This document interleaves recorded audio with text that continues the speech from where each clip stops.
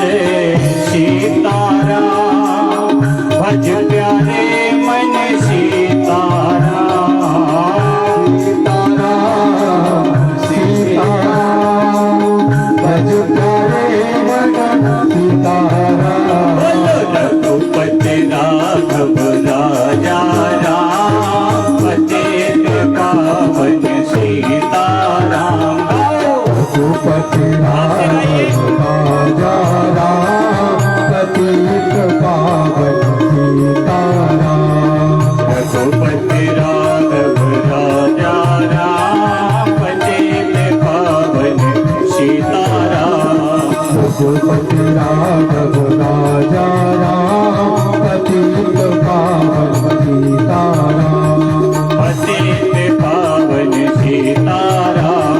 रघुपति राघव राजा राम, रघुपति राघव राजा राम, पतित पावन सीताराम। पतित पावन सीताराम।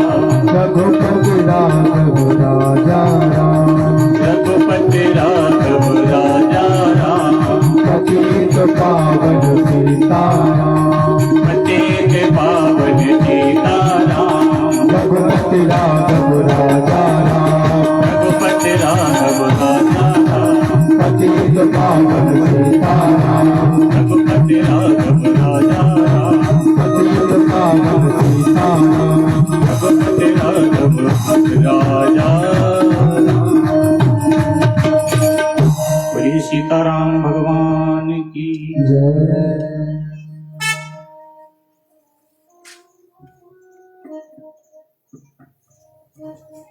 बड़े हर्ष, उल्लास और सौभाग्य की बात है,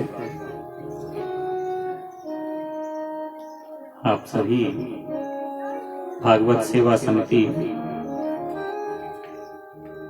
की तरफ से 15वीं कथा का रसपान कर रहे हैं। श्री हनुमंत लाल की कृपा से मुझे इस गद्दी पर चौथी बार बैठने का अवसर प्राप्त हुआ है आप सभी के दर्शन के लिए।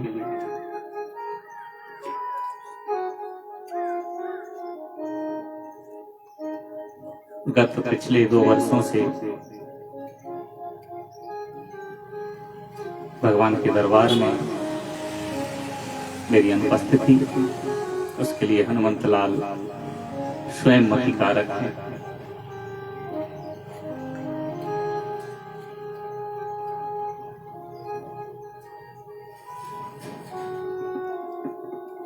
सर्वप्रथम कथा में प्रवेश करने से पूर्व हमें ये ज्ञात होना चाहिए, हम जिस कथा का श्रवण कर रहे हैं, जिस कथा का हम पान कर रहे हैं, वो कौन सी कथा है, उसका मतलब क्या है।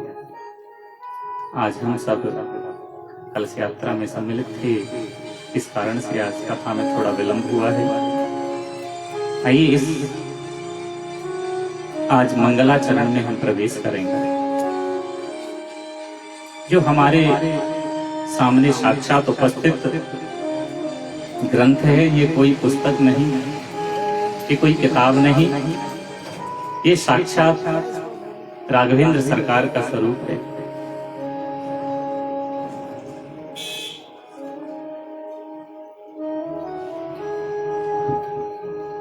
इसका वास्तविक नाम है रामायण, पर इसका दूसरा जो इस समय कलयुग में सबसे ज्यादा प्रचलन है समाज में, वो है रामचरितमानस का। पहले हमें ये जानना चाहिए रामायण कहते किसको हैं, रामचरितमानस का तात्पर्य क्या होता है। ये हमारी समझ में जब आएगा, जब ही हम कथा में प्रवेश कर पाएंगे। रामायण 4 शब्द हैं, रामायण। राम के विषय में तो लगभग में हर जीव को पता है। राम कौन है? राम परम ब्रह्म है। और राम क्या है? राम ईश्वर है। ईश्वर कौन है? वेद कहता है कर्तुम अकर्तुम अन्यथा कर्तुम सह ईश्वर। ईश्वर की परिभाषा बताई है, कर्तुम अकर्तुम अन्यथा कर्तुम। मीन्स मतलब कर्तुम जो करने लायक है उसे भी करे, अकर्तुम जो नहीं करने लायक है उसे भी करे, अन्यथा कर्तुम जो समझ में भी ना आए उसे भी कर दे, वो ईश्वर होता है। हमारी समझ में जो आएगा उसे हम कर सकते हैं, जो हमारी समझ में ही नहीं आएगा उसे हम नहीं कर सकते। ये सामर्थ्य परमात्मा की होती है जो कर सकता है। तो करने लायक है उसे भी करे, न करने लायक है उसे भी करे, और जो हमारी समझ से परे है उसे भी करे, यही ईश्वर है। राम है ईश्वर, और अयण कहते हैं घर को। अयण मीन्स घर, हाउस, होम, ग्रह। तो राम जिसका घर है, या राम का जो घर है, ईश्वर का जो घर है, भगवान का जो घर है, परमात्मा का जो ग्रह है, वही रामायण है। राम मीन्स भगवान, ईश्वर, और अयण मीन्स निवास, घर। राम का जो घर है वो क्या है? रामायण। इसका दूसरा नाम है जी रामचरितमानस। रामचरितमानस। श्री गोस्वामी तुलसीदास जी महाराज ने इसका निरूपण किया है। तो रामचरितमानस, मानस का अर्थ होता है मन।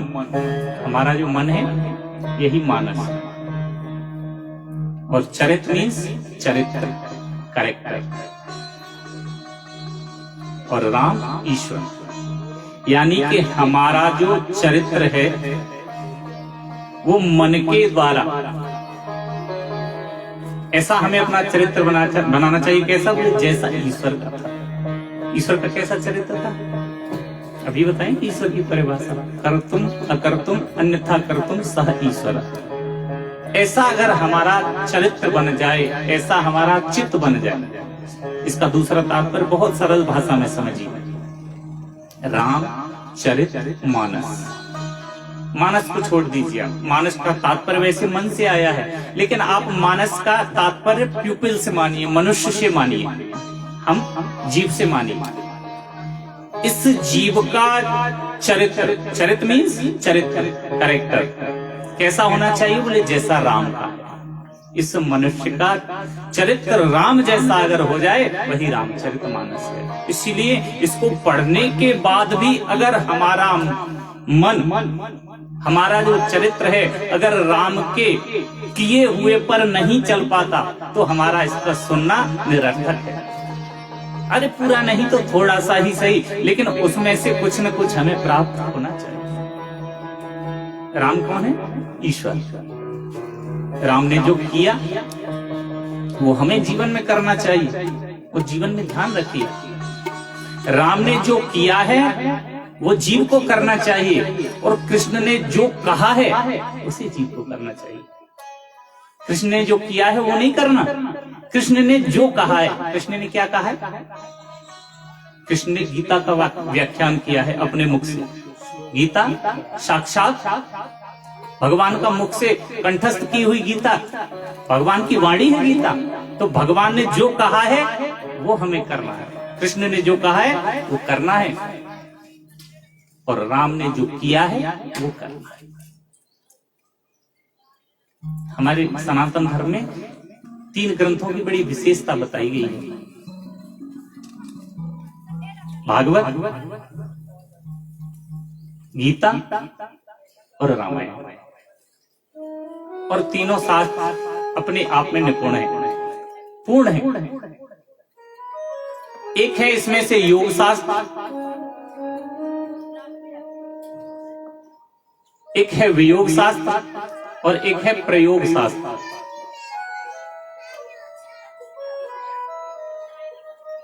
योग शास्त्र है गीता। गीता का अगर आप अध्ययन करेंगे, गीता आप पढ़ेंगे, तो आपको योग की प्राप्ति होगी। भगवान योगेश्वर है ना, तो भगवान ने जो योग के विषय में बतलाया है वो गीता में बतलाया है। जिनको योग चाहिए वो गीता का पठन पाठन करें। वियोग शास्त्र, वियोग शास्त्र है श्रीमद् भागवत। जिनको वियोग करना है, परिवार से अलग होना है, भगवान के चरणों में प्रीति अपनी उज्जवल करनी है, वो भागवत जी का पठन पाठन करें। योग, वियोग और तीसरा है प्रयोग। प्रयोग मीन्स यूजिंग, दैनिक प्रयोग में हम जो करते हैं। तो प्रयोग शास्त्र है रामचरितमानस रामायण। तो उसे आप प्रयोग कीजिए। उसका जिनको वास्तविकता में जीवन जीना है, प्रयोग करना है, वो रामायण का पठन पाठन करें। राम का जो चरित्र, ये रामचरितमानस में एक एक पात्र का चरित्र ऐसा है, अगर इसको हम ध्यान से पढ़ें और अपने जीवन में उतारें तो हमें कभी जीवन में कष्ट पाने की आवश्यकता नहीं पड़ेगी। इस रामचरितमानस का एक एक पात्र भगवान राम, भरत, लक्ष्मण, शत्रुघ्न, माँ सीता, कौशल्या, दशरथ। वास्तविकता में अगर हमें परिवार में रहना है तो इनसे सीखिए, इसको पढ़िए और अपने जीवन में ऐसा व्यवहार कीजिए। हमें भाई के प्रति कैसा व्यवहार करना चाहिए, ये हमें रामचरितमानस सिखाता है। भरत को देखिए भाई के प्रति कैसा व्यवहार करते हैं, माँ के प्रति कैसा व्यवहार होना चाहिए, वो राम जी से सीखिए। एक के प्रति कैसा व्यवहार रखते हैं, पिता के प्रति कैसा करना चाहिए, दशरथ जी से सीखिए। राम और दशरथ जी के बीच में सीखिए। तो एक एक पात्र हमें जीवन जीना सिखाता है रामचरितमानस। तो प्रयोग शास्त्र है रामचरितमानस, इसको प्रयोग कीजिए, पढ़िए और फिर जीवन में उतारिए और इसका प्रयोग कीजिए घर में।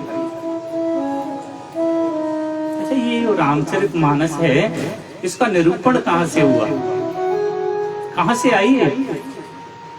जो अब कलयुग में रामचरितमानस है, ये तो तुलसीदास जी महाराज का वर्णन किया गया है, इसमें तुलसीदास जी ने इसको उल्लेखित किया है।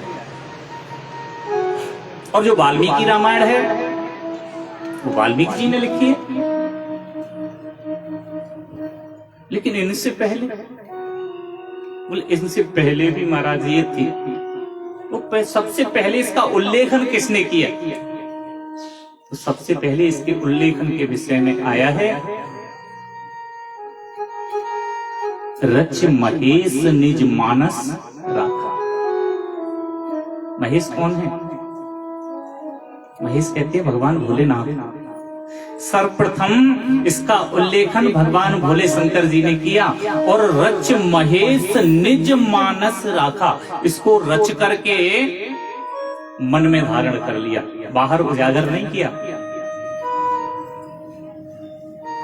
क्योंकि भगवान भोलेनाथ के जो इष्ट है ना, वो राम है और वो अपने इष्ट को किसी को देना नहीं चाहते। अगर आपका कोई प्रिय हो, क्या आप उसे किसी को देना पसंद करेंगे? नहीं करेंगे। इसलिए भगवान भोलेनाथ किसी को देना नहीं चाहते, इसलिए उन्होंने रामचरितमानस का निरूपण करके अपने मन में रख लिया कि मैं इसको उजागर ही नहीं करूंगा। लेकिन ये बात जब देवताओं को पता चली, ऋषियों को पता चली, पहुंच गए भगवान भोले शंकर के पास। बोले हमने सुना है आपने रामायण का जो उल्लेखन किया है वो किया है। भगवान भोलेनाथ कभी झूठ नहीं बोलते। भगवान भोलेनाथ ने कहा हाँ किया है ना, तो आप उसे हमें प्रदान कर दें। नहीं नहीं नहीं, मैं आपको नहीं दे सकता। भगवान भोलेनाथ ने कहा नहीं, मैं नहीं दे सकता, क्योंकि वो मेरे इष्ट की है और मैं अपने इष्ट को किसी से बांटना नहीं चाहता, शेयर नहीं करूंगा। ऋषियों ने, मुनियों ने, देवताओं ने कहा महाराज अच्छा आप उसका हमें दे नहीं सकते तो उसके विषय में हमें अवगत तो कराइए, क्या है उसमें? बोले वो अवगत कराने का विषय तो है, बस आप इतना समझ लो कि वो कोई छोटा मोटा ग्रंथ नहीं है, वो बहुत बड़ा ग्रंथ है। तो ऋषियों ने, मुनियों ने, देवताओं ने भगवान भोले शंकर से पूछा कोई उसकी सीमा तो होगी, उसमें कितने श्लोक हैं, कितने मंत्र हैं, कितनी चौपाइयां हैं, हमें ये तो बताओ। भगवान भोलेनाथ बोले उसमें 100 करोड़ मंत्र हैं, 100 करोड़ श्लोक हैं। देवता तो बड़े स्वार्थी हैं ना, देवता बहुत स्वार्थी हैं। देवताओं ने कहा 100 करोड़ भगवान भोले शंकर के पास, इसमें से कुछ अगर हमें प्राप्त हो जाए तो अच्छा रहेगा। ऋषियों ने, मुनियों ने और देवताओं ने, तीनों ने कहा महाराज ऐसा करो ना, आपके पास तो 100 करोड़ है, हाँ उसमें से थोड़ा सा हमें भी दे दो। भगवान भोलेनाथ बोले नहीं नहीं मैं नहीं दूंगा, क्योंकि एक कहावत आती है,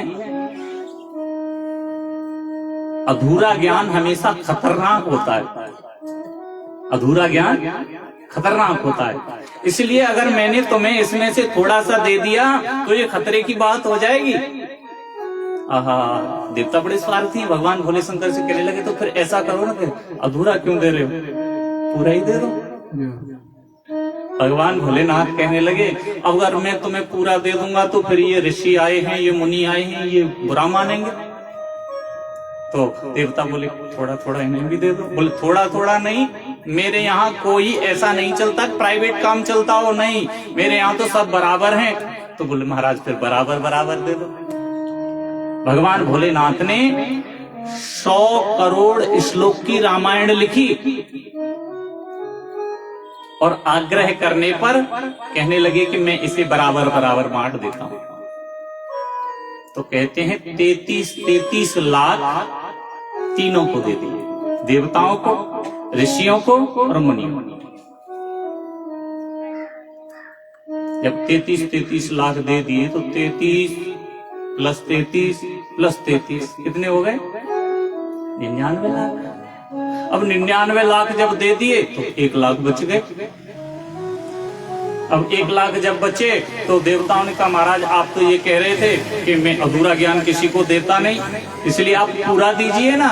भगवान भोले शंकर कहने लगे भैया अब इसका बंटवारा कैसे करूं। तो बोले 33 लाख तो दे दिए, 1 लाख जो बचे इनमें से भी कर दीजिए। तो भगवान भोले शंकर ने फिर उनमें से बंटवारा कर दिया। अब की बार 33 हजार दे दिया। अब फिर 33 का 33 इंटू 3 इज इक्वल टू 90।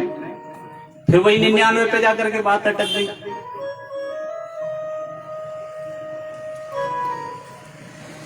पहले 33 करोड़ दिए, फिर 33 लाख दिए, फिर 33 हजार दिए, लेकिन बात वहीं एक पर आकर के अटक जाती है। इस प्रकार से बंटवारा करते करते करते करते महाराज 33 पे बात आई, लेकिन एक फिर भी बच जाता है। लेकिन जब एक बचा, वास्तविकता में जब एक श्लोक भगवान भोले शंकर के पास रह गया तो भगवान शंकर कहने लगे कि इस श्लोक को मैं कैसे करूं। अब श्लोक एक है और लेने वाले 3 हैं। तो कहने लगे कि आपने पहले कह दिया कि आप पूर्ण ज्ञान देते हैं, इसलिए उसको भी रखिए मत, दे दीजिए। तो भगवान भोले शंकर ने जब उसे खोल करके देखा तो वो जो श्लोक था, जो मंत्र था, वो अनुष्टुप छंद था। और अनुष्टुप छंद में महाराज 32 अक्षर होते हैं। बोले तो इसमें से अक्षर ही बांट दो। 32 जब अक्षर थे तो उसमें से 10 अक्षर और बांट दिए। 2 अक्षर फिर भी भगवान भोले शंकर के पास रह गए। अब बोले 2 शब्द आपके पास रह गए। बोले इनका तो कोई बंटवारा हो ही नहीं सकता और न मैं ये किसी को दे सकता हूँ और न दूंगा। कौन से 2 शब्द रह गए? बोले 2 शब्द रह गए, रा और म। राम जैसे ही भगवान भोले शंकर ने कहा और कंठ में बंद कर लिया और कह दिया मैंने तुम्हें बंटवारा कर दिया, लेकिन ये 2 अक्षर में किसी को नहीं दे सकता। तो सर्वप्रथम इसका उल्लेखन किसने किया है? भगवान भोलेनाथ ने। रच महेश निज मानस। इसके बाद भगवान भोले शंकर ने तो इसका निरूपण किया, फिर वाल्मीकि जी द्वारा ये रचित और गोस्वामी तुलसीदास जी महाराज के द्वारा रचित।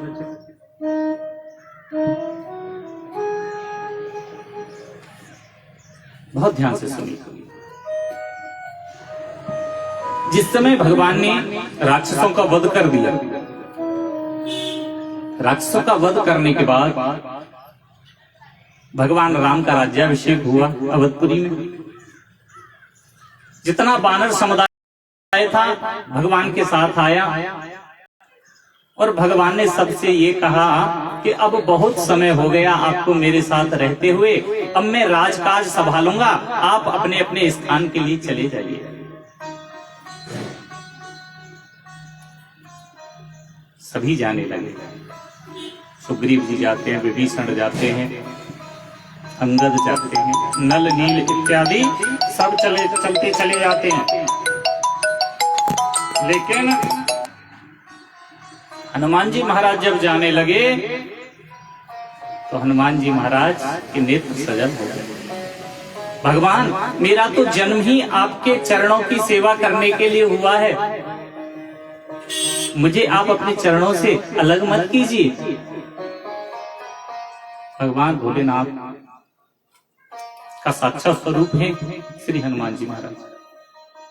भगवान राम कहने लगे, मैं आपको अपने चरणों से दूर तो नहीं कर सकता, लेकिन इस समय अगर मैं आपको रख लूंगा तो ये सब बाकी के बानर बुरा मानेंगे, इसलिए आप ऐसा करो, कुछ समय के लिए चले जाओ, फिर बाद में वापस आ जाना।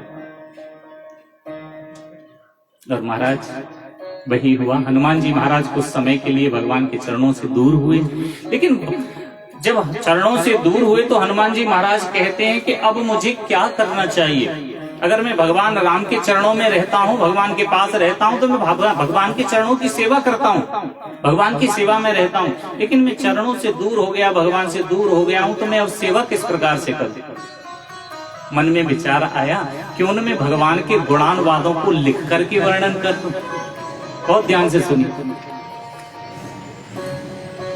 समुद्र के किनारे जाकर के श्री हनुमान जी महाराज बैठते हैं और अपने नाखूनों से भगवान का जो चरित्र है राम का, वो सारी राम कथा श्री हनुमान जी महाराज ने नाखून से पत्थरों पर लिख दी। और जब सारा चरित्र भगवान का पूरी रामायण लिख करके तैयार हो गई, अब मन में विचार आया कि अब तो बहुत समय हो गया, अब तो मुझे भगवान के पास चलना चाहिए और भगवान को जाकर के ये शुभ संदेश दूंगा कि मैंने आपका जो चरित्र था उसका निरूपण कर दिया है, मैंने लिख करके रामायण तैयार कर दिया। हनुमान जी महाराज ऐसा मन में सोच करके अवधपुरी में आ रहे हैं। जब भगवान का राज्याभिषेक हुआ तो उसके बाद आप सबको पता है माँ सीता का त्याग कर दिया। जब सीता जी का त्याग किया तो सीता जी वन में रहती हैं। वन में किसके पास जाकर के रहती हैं? वाल्मीकि मुनि के आश्रम। वहां जब सीता जी ने वाल्मीकि ऋषि को सारी कथा बताई तो उधर वाल्मीकि ऋषि जी के मन में विचार आया कि मुझे भगवान के गुणानुवाद लिखने चाहिए। सारे गुणानुवाद पूरी रामायण उधर वाल्मीकि जी महाराज ने लिख करके तैयार कर दिया। और जब लिख करके तैयार कर दी तो वाल्मीकि जी के मन में आया क्यों न इस ग्रंथ को ले जाकर के मैं भगवान राम को भेंट करूं, भगवान बड़े प्रसन्न होंगे। इधर हनुमान जी महाराज आ रहे हैं और इधर वाल्मीकि जी, दोनों एक साथ। जैसे ही दरबार में पहुंचे, हनुमान जी महाराज आगे थे। हनुमान जी महाराज जाकर के प्रणाम किया भगवान को और कहने लगे, प्रभु मैं आपके लिए एक बहुत सुंदर भेंट लेकर के आया हूं। लेकिन उसी समय पीछे से वाल्मीकि जी चले आए। वाल्मीकि जी महाराज के बगल में ऐसे रामायण लगी हुई है। भगवान ने देखा, ऋषि को प्रणाम किया और कहा, हे ऋषिवर आपका आगमन किस लिए हुआ है। इस सब विषय में हनुमान जी महाराज की बात को भूल गए भगवान कि हनुमान जी महाराज मुझे कुछ देने वाले हैं। क्योंकि संत अगर कहीं आ जाएं तो संतों का पहले सत्कार करना चाहिए और भगवान राम ने वही किया। वाल्मीकि जी ने तुरंत निकाल करके वो अपनी पोथी रामायण भगवान के समक्ष प्रस्तुत कर दी। प्रभु मैंने आपके गुणानुवादों का यहाँ इसमें उल्लेखन किया है, आपको ये मैं सप्रेम भेंट करने के लिए आया हूँ। जैसे ही भगवान राम ने उस वाल्मीकि रामायण को देखा, मन प्रसन्न हो गया। हनुमान जी महाराज के मन में विचार आया, एक संत ने रामायण लिखी है और इधर मैंने भी रामायण लिखी है, कहीं ऐसा ना हो कि मेरी रामायण अगर मैं भगवान राम को दूं तो कहीं ऐसा ना हो कि इनकी रामायण का जो प्रभाव है वो कहीं कम हो जाए, तो संत का अपमान हो जाएगा मुझसे। इसलिए इधर भेंट हुई। उधर हनुमान जी महाराज भगवान राम से कहते हैं मैं जरा अभी आता हूँ। भगवान राम बोले आप कुछ मुझे भेंट करना चाहते हैं? बोले थोड़ी देर रुको, इंतजार करो। ऐसा कहकर के हनुमान जी महाराज वापस गए, समुद्र के किनारे पहुंचे और जिन पत्थरों पर पूरी रामायण लिख रखी थी, हनुमान जी महाराज ने वो पत्थर उठा उठा करके समुद्र में फेंक दिए। जब हनुमान जी महाराज पुनः वापस आए, भगवान राम ने पूछा आप मुझे कुछ देने वाले थे? भगवान श्री हनुमान जी महाराज भगवान राम की चरणों में विनय करते हुए कहने लगे प्रभु मैं आपको वही देने वाला था जो वाल्मीकि जी महाराज आपको दे करके गए हैं। तो फिर आपने मुझे क्यों नहीं दिया? आप पहले आए थे, आपको पहले देनी चाहिए थी। हनुमान जी महाराज बोले अगर मैं पहले देता तो संत का अपमान हो जाता, इस कारण से मैंने अपनी रामायण को पत्थरों पर लिखी थी, समुद्र में विसर्जित कर दिया। तो पहले जो रामायण लिखी गई, इस कारण से पहले तो भगवान भोलेनाथ ने, और हनुमान जी महाराज कौन है? हनुमान जी महाराज नहीं पता कौन है?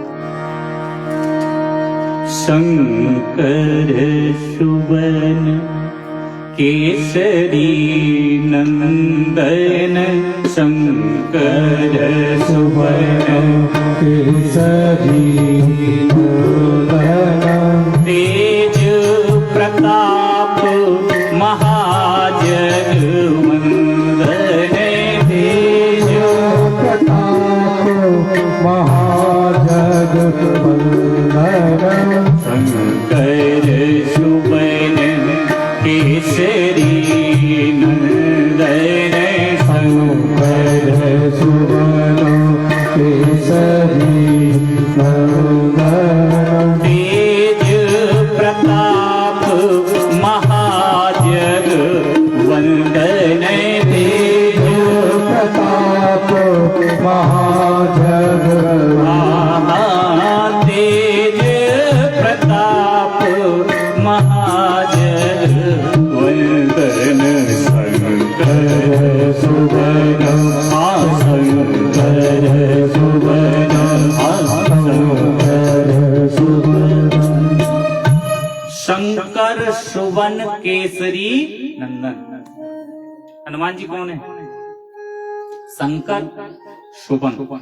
सुवन किसे बोलते हैं? शंकर को तो आप सब जानते हैं। जानते हैं? नहीं जानते? जानते हैं? नहीं जानते? जानते हैं? शंकर जी को तो सब जानते हैं। सुवन बोलते हैं पुत्र को। सुवन किसे बोलते हैं? पुत्र को। शंकर के पुत्र कौन है? पहले 2 राम कथा आप सुन चुके हो और इस प्रसंग को भी अच्छे से सुना है आपने। एक बार फिर से आज घर जाकर के जो मेमोरी है ना, उसको एक बार स्कैन करना। सब हो सकता है पिछले जब से कोरोना आया है ना, तो वायरस आ गया हो, इस कारण से स्कैन कर लेना, सब याद आ जाएगा पुरानी कथा। शंकर के पुत्र हैं कौन? हनुमान जी महाराज। में एक बार नहीं, 2 बार नहीं, पहले भागवत जी में भी हनुमान जी के जन्म के विषय में बता चुका हूं। 3 बार आपको उनके जन्म की कथा बता चुका हूं। इस कारण से शंकर सुवन बोलते हैं। सुवन बोलते हैं पुत्र को। शंकर जी के पुत्र हैं कौन? हनुमान जी महाराज। एक जगह ये हनुमान चालीसा की चौपाई है, इसे तो लगभग में सब पढ़ते हैं। शंकर सुवन केसरी नंदन। एक संत तो ये कहते हैं ये तुम जो पढ़ते हो ना शंकर सुवन केसरी नंदन, गलत पढ़ते हो। हमने उनसे पूछा महाराज इसमें गलती क्या है? वही तो तुलसीदास जी ने लिखा है, उसे ही तो हम पढ़ रहे हैं। बोले क्या लिखा है तुलसीदास जी ने? बोले शंकर सुवन केसरी नंदन। बोले शंकर सुवन। बोले गलत पढ़ते हो। बोले क्या? संत कहने लगे ये गलत है। मैंने कहा तो सही बताइए। बोले सही तो ये है। बोले शंकर स्वयं केसरी नंदन। शंकर स्वयं केसरी नंदन है। अरे सुवन नहीं है, वो पुत्र नहीं है, क्योंकि रुद्र का अवतार ही तो हनुमान जी महाराज हैं। इसलिए शंकर स्वयं केसरी नंदन। वो जो शंकर है वो स्वयं श्री हनुमान जी महाराज। तो शंकर जी महाराज ने पहले इसका निरूपण किया रामचरितमानस का। उसके बाद स्वयं शंकर जी महाराज के रुद्र के अवतार श्री हनुमान जी महाराज ने इसे पत्थरों पर लिखा। तीसरे नंबर पर श्री वाल्मीकि जी महाराज ने रामायण लिखी है। लेकिन प्रचलन में स्वयं शंकर भगवान के सुपुत्र श्री हनुमान जी महाराज अपनी रामायण को तो समुद्र में विसर्जित कर चुके, लेकिन ऐसा कहा जाता है वही श्री हनुमान जी महाराज कलयुग में तुलसीदास जी को प्रेरणा देने के लिए स्वयं आए और तुलसीदास जी महाराज ने अपनी कलम से और श्री हनुमान जी महाराज की प्रेरणा से पुनः रामचरितमानस का निरूपण किया, जो आज जन जन में प्रसार कर रहे हैं। इस प्रकार से श्री रामचरितमानस का रामायण का निरूपण हुआ। जब हम रामचरितमानस को देखते हैं तो इसमें 7 कांड हैं। कितने हैं? 7 कांड। 7 कांड बहुत महत्वपूर्ण है। सबसे पहले आता है इसमें बालकांड। बालकांड जिसमें भगवान राम के बाल चरित्रों से लेकर के विवाह तक का वर्णन है। ये एक कल्प वृक्ष है। जिस प्रकार से श्रीमद् भागवत कल्प वृक्ष है, भगवान का साक्षात स्वरूप है, उसी प्रकार से रामचरितमानस रामायण भगवान राघवेंद्र का साक्षात स्वरूप है। ये कल्प वृक्ष है। कल्प वृक्ष के नीचे अगर आप बैठोगे, जैसे आप इस वृक्ष के नीचे बैठे हो तो आपको छाया मिल रही है मात्र, और वैसे ये कल्प वृक्ष से कम नहीं है, क्योंकि आपको इस वृक्ष के नीचे बैठ करके भगवान की कथा सुनने के लिए मिल रही है। तो साक्षात कल्प वृक्ष है ये। और वो भी कोई पेड़ ऐसा नहीं है महाराज ये वृक्ष कोई आम का है या बबूल का है, साक्षात भगवान का स्वरूप। पीपल के वृक्ष के नीचे बैठ करके, दो ही सृष्टि में 2 वृक्ष बड़े शुभ माने जाते हैं, एक पीपल का वृक्ष और एक बरगद का वृक्ष। तो आप तो पीपल के वृक्ष के साक्षात कल्प वृक्ष के नीचे बैठ करके कथा श्रवण कर रहे हैं। तो रामचरितमानस रामायण जो है वो कल्प वृक्ष है। और जो वृक्ष होता है महाराज तो उसकी जड़ जरूर होती है। बिना जड़ के वृक्ष सुरक्षित रह नहीं सकता ऊपर, तो जड़ जरूरी है। तो रामचरितमानस की जो जड़ है वो बालकांड है। बालकांड उसकी जड़ है। उसके बाद पेड़ जब बड़ा होता है तो उसमें तना होता है, पीठ तना, वो दूसरा कांड है, अयोध्या कांड। कल्प वृक्ष की जड़ है बालकांड और तना है अयोध्या कांड। फिर इसके बाद वृक्ष के तने के बाद वृक्ष पर टहनियां होती है, डालियां, वो अरण्य कांड। अरण्य कांड के अंतर्गत डालियां होती है ना इधर उधर बहुत फैली होती हैं। तो जब आप तीसरे कांड अरण्य कांड में प्रवेश करते हैं रामचरितमानस के में, तो आपको नाना प्रकार के प्रसंग इधर उधर के आपको देखने के लिए मिलते हैं। और जब टहनी होती है तो टहनियों के ऊपर महाराज लीफ पत्ती भी लगी होती है। तो वो चौथे कांड के रूप में आपको किष्किंधा कांड में देखने के लिए नजर आती है। फिर 5वां, जब वृक्ष की जड़ है, तना है, उस पे डाली है, उस पे पत्ते हैं, तो फिर महाराज उस पर फूल भी लगेगा, पुष्प भी आएगा। तो जो पुष्प रूपी है वो श्री रामचरितमानस का 5वां कांड सुंदर कांड है। और 6वां जो लंका कांड है वो फल है। फल तो जब ही प्राप्त होता है ना, जब वो फल तक हम पहुंचे। तो भगवान राम लंका में पहुंचे जब ही तो फल प्राप्त हुआ। तो लंका कांड फल। और अंत में इसमें जो 7वां कांड है उत्तरकांड, वो रस है। रस, पुष्पों का रस निकालते हैं ना, ऐसे ही उसमें पूरा रामचरितमानस का रस दिया गया है 7वें कांड में, उत्तरकांड। तो रामचरितमानस में प्रवेश जब हम करते हैं तो पहले 7 कांड के अनुसार श्री तुलसीदास जी महाराज ने 7 मंत्र लिखे। बाल कांड के पहले 7 श्लोक 7 मंत्र। पहले मंत्र में अगर हम प्रवेश करते हैं तो यहीं से श्री रामचरितमानस का शुभारंभ होता है। वर्णानाम अर्थ संधानाम रसानाम छंदसा। वर्ण समाज में 4 हैं, ब्राह्मण वर्ण, क्षत्रिय वर्ण, वैश्य वर्ण और शूद्र वर्ण।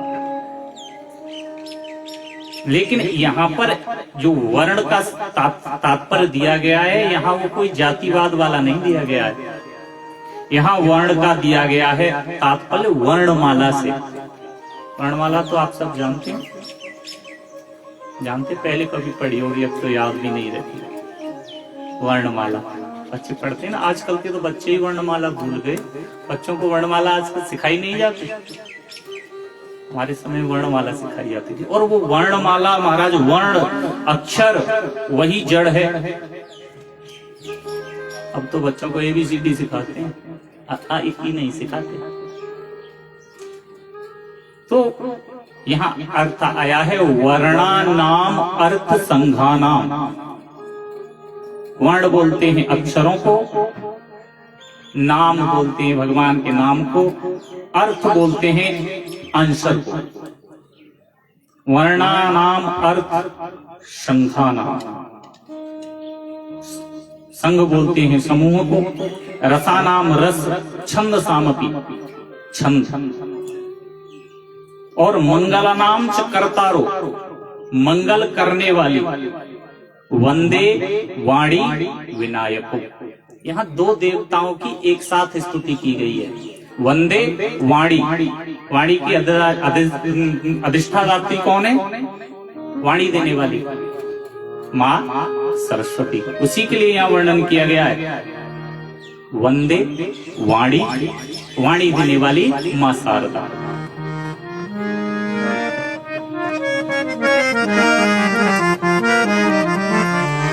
तुलसीदास जी महाराज यहाँ वर्णन कर रही है वाणी के लिए माँ शारदे का वर्णन।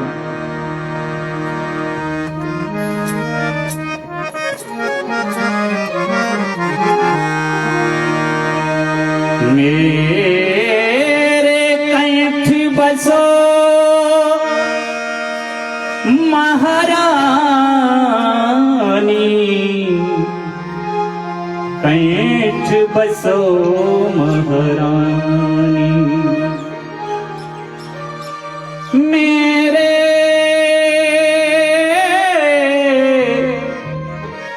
कंठ बसो महारानी, महारानी मेरे कंठ बसो महारानी, महारानी मेरे कंठ बसो महारानी, महारानी मेरे कंठ बसो महारानी, महारानी मेरे कंठ बसो महारानी, महारानी मेरे कंठ बसो महारानी। स्वर और लय का मीत तुम्ही हो, स्वर और लय का मीत तुम्ही हो, स्वर और लय का मीत तुम्ही हो, स्वर और मीत तुम्ही हो, स्वर और लय का मीत तुम्ही हो, स्वर और मीत तुम्ही हो।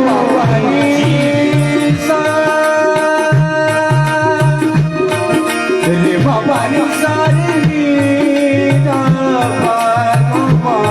रे गा नि सा रे रे सा नि सा रे रे सा गा गा नि सा रे रे सा गा।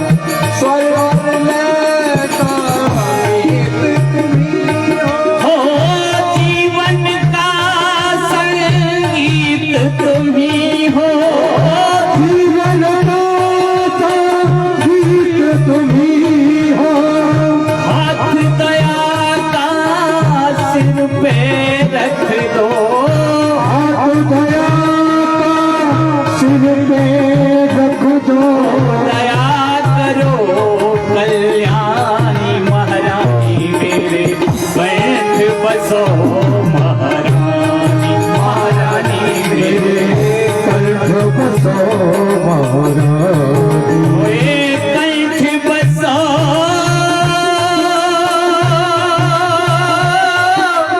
महारानी मेरे कंठ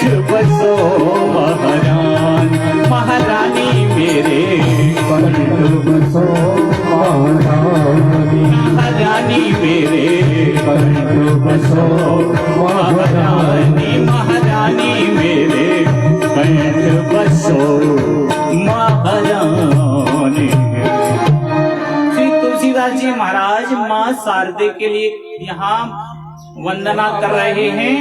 करतारौ वंदे वाणी, वाणी देने वाली जो माँ अधिष्ठी माँ शारदे है उसके लिए मैं वंदना करता हूँ। और फिर वाणी के बाद बोलो वंदे वाणी विनायक। विनायक कौन है? विनायक कौन है? भगवान गणेश।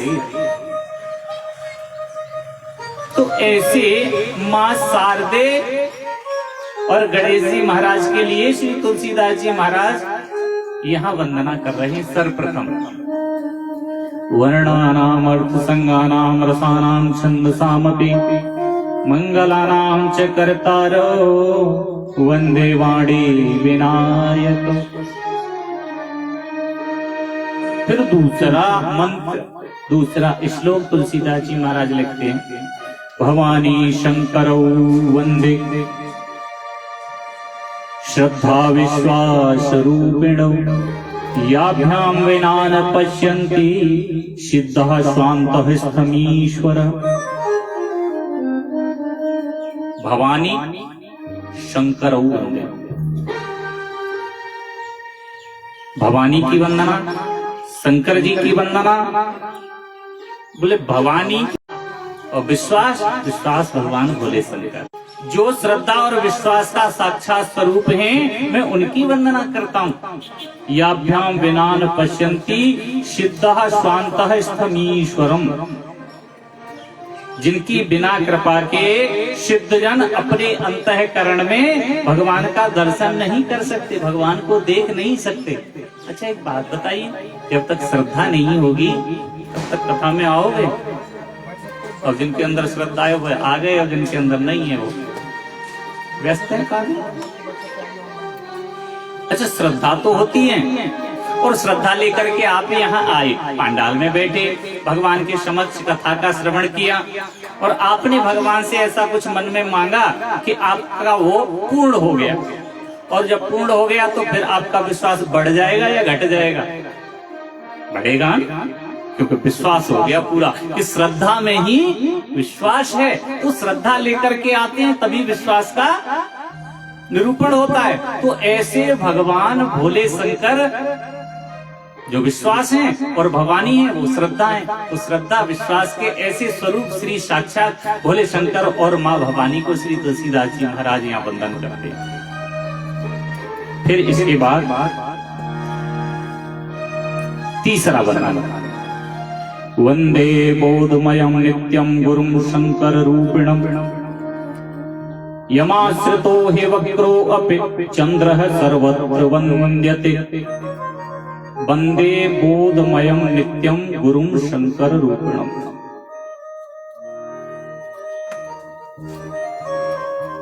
यहाँ थोड़ा गंभीरता का विषय, बहुत ध्यान से सुनिए। वंदे बोधमयं नित्यं गुरुं शंकर रूपिणं।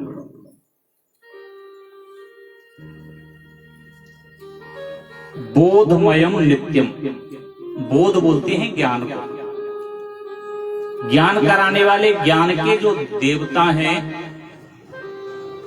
वो कौन है? अगर किसी बच्चे को ज्ञान चाहिए तो वो जाएगा सीधा सरस्वती माँ के समक्ष खड़ा हो जाएगा और कहेगा, हे माँ मुझे ज्ञान दो। अच्छा आप एक बात बताइए, कपड़े की दुकान पर खड़े होकर के आप उससे कहो भैया 1 किलो मिठाई दे दो, तो वो क्या समझेगा? मूर्ख है। अगर मिठाई चाहिए तो मिठाई की दुकान पे पहुंचे, कपड़ा चाहिए तो मेरी दुकान पे आए। तो ज्ञान देने वाली कोई सरस्वती थोड़ी है। फिर कहते हैं कि भाई बहुत पूजा करते हैं सरस्वती जी की, लेकिन ज्ञान नहीं मिलेगा। ज्ञान मिलेगा कहां से? ज्ञान है ही नहीं। ज्ञान की दाता कोई सरस्वती थोड़ी है। तो ज्ञान के दाता कौन है? इस दुनिया में जब सृष्टि प्रलय हुई ना और फिर सृष्टि का दोबारा निरूपण हुआ तो भगवान भोले शंकर के द्वारा ही ज्ञान का निरूपण किया गया है। व्याकरण का विषय आता है, जब व्याकरण का जो शुभारंभ हुआ है वो भगवान भोले शंकर के डमरू के निनाद से हुआ। उसमें 14 सूत्र निकले, उन 14 सूत्रों से ही पूरा व्याकरण तैयार हुआ है। तो ज्ञान के दाता मां सरस्वती नहीं है, ज्ञान के दाता हैं भगवान भोले शंकर। जिनको ज्ञान चाहिए वो भगवान भोले शंकर की आराधना करें। ये ध्यान रखना, अलग अलग देवताओं का अलग अलग डिपार्टमेंट होता है, जीवन में ध्यान रखना।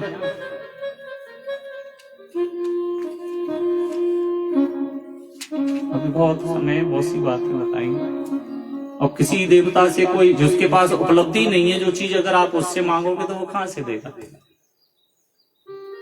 तो ऐसा बताया है ज्ञान के दाता भगवान भोले शंकर हैं। जिनको ज्ञान प्राप्त करना है वो भगवान भोले शंकर की आराधना करें तो उनको ज्ञान मिलता है। श्री तुलसीदास जी महाराज यहाँ शंकर भगवान के लिए कह रहे हैं, वंदे बोधमयम नित्यम गुरुम शंकर रूपिणम।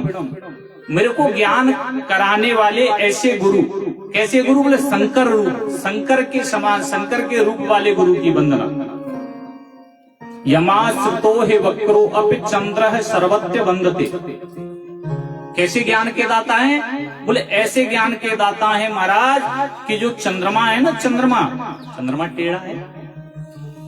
भगवान भोले शंकर के मस्तक पर जो चंद्रमा विराजमान है वो टेढ़ा है। लेकिन टेढ़ा अगर कोई हो समाज से, जो टेढ़ा चले, क्या उसे समाज में पूछते हैं? नहीं पूछते ना।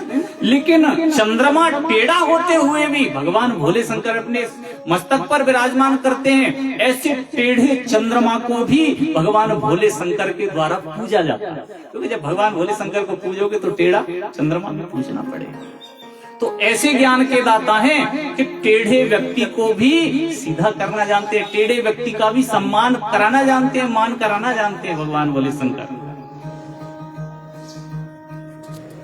जो चंद्रमा का जो विषय आता है ना, चंद्रमा ज्योतिष के विषय में अगर हम जाएं तो चंद्रमा मन का स्वामी होता है, मन का देवता है। मैंने अभी बताया ना, सब देवताओं के अलग अलग डिपार्टमेंट हैं। चंद्रमा का जो डिपार्टमेंट है वो मन का है। जिनका मन शांत नहीं रहता ना, और मन तो महाराज सबसे बड़ी तेज गति तो मन की ही है। अभी यहाँ हम बैठे हुए हैं और मन चक्कर लगा रहा है पूरे हमीरपुर होकर के, पता नहीं कहाँ होके, घर में घूम के फिर वापस यहीं आ जाता है। तो मन पे कंट्रोल नहीं किया जा सकता। लेकिन मन के जो देवताएं वो चंद्रमा है। जिनका मन स्थिर नहीं रहता ना, मन विचलित रहता है, उन्हें चंद्रमा की पूजा करनी चाहिए। चंद्रमा की पूजा करेंगे तो मन शांत रहेगा आपका। शीतलता चाहिए जीवन में तो चंद्रमा की आराधना कीजिए, शीतलता प्रदान करते हैं। चंचल भी है लेकिन मन को प्रसन्न करने के लिए चंद्रमा की उपासना करनी चाहिए। और चंद्रमा की तो महाराज कहने क्या, समाज में एक चंद्रमा को तो जब बच्चा छोटा होता है ना, छोटा, और फिर छोटा हो या बड़ा हो, माता दूर से कहेगी देखो तो चंदा मामा। क्या है? चंदा मामा। वो उस बच्चे का भी मामा है। और तुम जब बड़े हो जाओगे तो तुम्हारी जो माता जी है वो तुमको बोले वो चंदा मामा। पिताजी हैं वो आएंगे, वो चंदा मामा। वो आएंगे, चंदा मामा। वो सबका मामा ही है। क्या संबंध है? हमारा भाई है उसका भी वो मामा लग रहा है, हमारा साला है उसका भी वो मामा लग रहा है, हमारा जो फूफा है उसका भी मामा है, और हमारे जो जीजाजी है उनका भी वो मामा है। कैसा रिश्ता है भैया इसका? पता है आपको इस रिश्ते के विषय में? नहीं पता? अरे बहुत ध्यान से सुनो। चंद्रमा जो निकला वो कहां से निकला? देवताओं ने और राक्षसों ने जब समुद्र मंथन किया, समुद्र मंथन, तो उसमें से चंद्रमा निकला। तो चंद्रमा की उत्पत्ति कहां से हुई है? समंदर से, समुद्र के अंदर से निकला मंथन में। और जब पूर्ण मंथन होने के लिए आया तो थोड़ी देर पहले उसमें से लक्ष्मी प्राकट्य हुई, माला लेकर के। नारायण भगवान का जिन्होंने वर्ण किया, तो लक्ष्मी जी कहां से प्रकट हुई? कहां से? समुद्र से। अच्छा एक बात बताओ, एक ही गर्भ से दो बच्चे जन्म लेते हैं तो उनका संबंध क्या होता है? भाई बहन का होता है कि नहीं होता है? तो चंद्रमा ने जन्म कहां से लिया? समुद्र से। और लक्ष्मी ने कहां से लिया? समुद्र से। इस कारण से दोनों का रिश्ता क्या है? भाई और बहन का है। तो लक्ष्मी कौन है? लक्ष्मी माँ है ना, सब माई बोलते हैं ना उसको, चाहे जीजा हो, साला हो, फूफा हो, चाचा, ताऊ, काका, सब क्या बोलते हैं उसको? माँ, माई बोलते हैं ना। माई, माँ का जो भाई है वो क्या लगेगा? हाँ? स्वाभाविक बात है। इस कारण से चाहे आपका जीजा हो, चाहे साला हो, चाचा हो, काका हो, ताऊ, फूफा, कोई भी हो, चंद्रमा से एक ही संबंध है, वो है मामा का। इस कारण से उसको मामा बोलते हैं। तो ऐसे टेढ़े चंद्रमा भी भगवान भोले शंकर पर विराजमान है, भगवान भोले शंकर के मस्तक पर, वो भी पूजनीय है। इसके बाद श्री तुलसीदास जी महाराज वर्णन कर रहे हैं, सीताराम गुणग्राम पुण्यारण्य विहारिणौ वंदे विशुद्ध विज्ञानो कवीश्वरौ कपीश्वरौ। श्री सीताराम जी के गुण समूह रूपी पवित्र वन में विहार करने वाले विशुद्ध विज्ञान संपन्न, यहाँ पर भी दो की वंदना की गई है। वंदे विशुद्ध विज्ञानो कवीश्वरौ कपीश्वरौ। कवीश्वर कौन है? कवि कौन है? पोएट कौन है? इस रामायण को किसने लिखा? अभी मैंने थोड़ी देर पहले बताया, वाल्मीकि जी महाराज ने। तो ऐसे कवि श्री वाल्मीकि जी महाराज, और ऐसे ही कवि तुलसीदास जी महाराज, लेकिन वंदना तुलसीदास जी कर रहे हैं। इस कारण से कवि के रूप में यहाँ पर वाल्मीकि जी की स्तुति की गई है। कवि स्वरूप, जो कवियों के ईश्वर हैं वो हैं वाल्मीकि जी। और कपीश्वरों, कपियों के, वानरों के जो ईश्वर हैं वो कौन है? श्री हनुमान जी महाराज। इसलिए दोनों की एक साथ यहाँ वंदना की गई है, कवीश्वरों कपीश्वरों। पांचवा जो मंत्र है महाराज, इसको तुलसीदास जी महाराज जब वंदना कर रहे हैं तो इसका निरूपण बड़ा सुंदर किया गया है। उद्भव स्थित संहार कारिणी क्लेश हारिणी सर्वश्रेयस्करीं सीताम न तो हम राम वल्लभा। रामचरितमानस की एक एक चौपाई और एक एक श्लोक श्रीमद् भागवत जी का मिलता है। बस उसको इधर से उधर किया गया है, उसे हमें ढूंढना पड़ता है बस कि वो कहाँ है और ये कहाँ है। यहाँ पर जो पांचवा श्लोक है वो भागवत जी का पहला श्लोक है। फर्क कितना किया है? उद्भव स्थित संहार कारिणी। बहुत ध्यान से सुने। उद्भव, उद्भव बोलते हैं उत्पत्ति करने वाले को। उद्भव उत्पत्ति करने वाला। उद्भव स्थित संहार कारिणी। उद्भव स्थित, स्थित बोलते हैं पालन करने वाले को, जो प्रेजेंट में है। और संहार कारिणी, संहार करने वाले। तो ऐसे कौन है? और इसका सीधा ट्रांसलेट भागवत जी में किया गया है, सच्चिदानंद रूपाय विश्वोत्पत्त्यादि हेतवे तापत्रय विनाशाय श्री कृष्णाय वयं नमः। सीधा इसका ट्रांसलेट है। अब इसको समझिए। उद्भव, उत्पत्ति कौन करता है विश्व की? इस सृष्टि की उत्पत्ति कौन करता है? ब्रह्मा जी। और पालन कौन करता है सृष्टि का? विष्णु। और प्रलय कौन करता है? भगवान भोलेनाथ। तो यहाँ पर वर्णन किया गया है कि जो उत्पत्ति करता है इस सृष्टि की, क्या उसकी सामर्थ्य है? आपसे कहा जाए आप 20 किलो वजन उठाइए, तो आप 20 किलो वजन उठाने के लिए पावर होगी, आपके अंदर शक्ति होगी, जब भी तो उठा पाएंगे। और शक्ति नहीं है तो नहीं उठा पाएंगे। तो जिसके अंदर सृष्टि को उत्पत्ति करने की शक्ति है, किसके अंदर? ब्रह्मा जी के अंदर जो शक्ति है, वहां तो कह दिया सच्चिदानंद रूपाय विश्वोत्पत्त्यादि हेतवे तापत्रय विनाशाय श्री कृष्णाय वयं नमः। वहां तो देवताओं के लिए वंदन है। बोले देवताओं के लिए, यहाँ पर तुलसीदास जी महाराज विचार कर रहे हैं कि देवताओं के लिए तो वंदन कर दिया, लेकिन वास्तविकता में देवताओं के लिए वंदन नहीं, देवताओं की शक्ति के लिए वंदन होना चाहिए। जब शक्ति नहीं होगी शरीर में, शरीर किस काम का है? तो उसी शक्ति का निरूपण यहाँ किया गया है। उद्भव स्थित संहार कारिणी, जो ब्रह्मा जी को सृष्टि की उत्पत्ति करने के लिए शक्ति प्रदान करती है, जो उसकी अर्धांगिनी है, उसके लिए यहां वर्णन है। और विष्णु को जो सृष्टि की भरण पोषण करने वाले हैं, सृष्टि को चलाने वाले हैं, उनको जो शक्ति प्रदान करती है मां लक्ष्मी, उसका स्वरूप यहाँ दिया गया, उसके लिए वंदना की गई है। और संहार करने के लिए भगवान भोले शंकर जो सृष्टि का संहार करते हैं, तो भगवान भोले शंकर थोड़ी, उनकी शक्ति संहार करती है। उनकी शक्ति कौन है? माँ अम्बा जगदम्बा। तो उन्हीं वहां 3 देवताओं का वंदन किया है, और उनकी जो शक्ति है, उनकी जो अर्धांगिनी है, उन तीनों का यहाँ वंदन किया गया। उद्भव स्थित संहार कारणीम क्लेश हाणीम सर्वश्रेयस करीम सीताम न तो हम राम वल्लभाम। उधर देवताओं का वंदन और इधर माता जी का वंदन। देवताओं का जो वंदन किया गया, क्योंकि देवता तो कुछ कर नहीं सकते, तीनों देव कुछ नहीं कर सकते।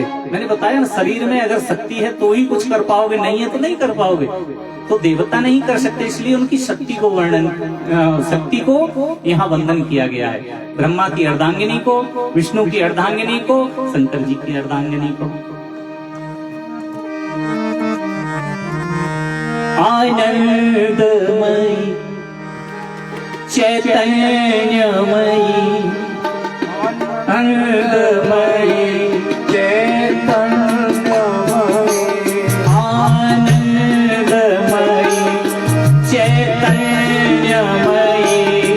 आनंदमयी चैतन्यमयी सत्यमयी परमेश्वरी सत्यमयी परमेश्वरी सत्यमयी परमेश्वरी सत्यमयी परमेश्वरी ओ आनंदमयी चैतन्यमयी